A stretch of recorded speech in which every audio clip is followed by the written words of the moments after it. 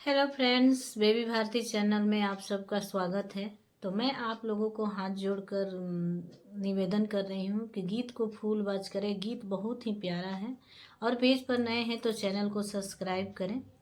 तो आइए हम लोग गीत सुनते हैं, कैसा लगेगा बताइएगा।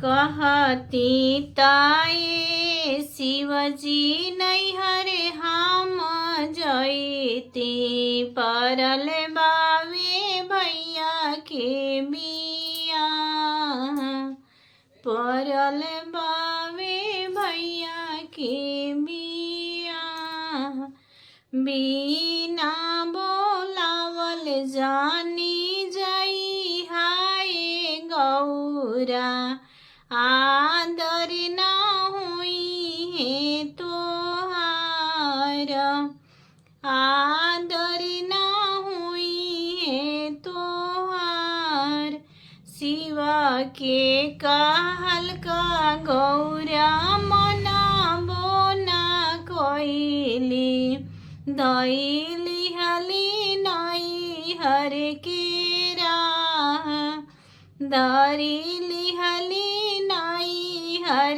के राह, एक को से गैली गौरा, दुई को से गैली, तीसर को से नैहरा के लोग, तीसर को से नैहरा के लोग, माई से भेटली गौरा, बहिनी से भेटली, बौजी बोलेली बिरही बोला, बौजी बोलेली बिरही बोल, के तोह के भेजला से गौरा नौआ से बरिया, के तोह के निवाता पेठाय,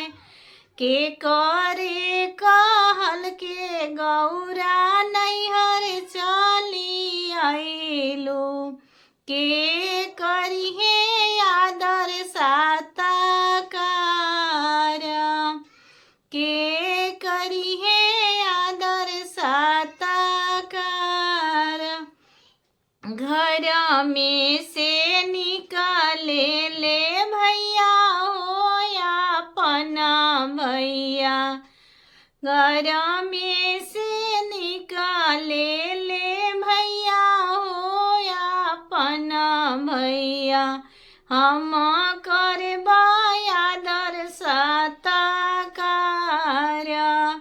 हम ही भेजनी गौरा नौआ से बरिया, हम ही तनेवाता पेठाय, हम करबाए गौरा आदर सत्कारवा, हमी देहनी नेवाता पेठाय, हमारे कहल का गौरा नैहर चली आइली, हम करबा आदर सत्कार। तो फ्रेंड्स, गीत को फुल वॉच करने के लिए थैंक यू। पेज पर नए हैं तो आप लोग सब्सक्राइब ज़रूर करें। Thank you.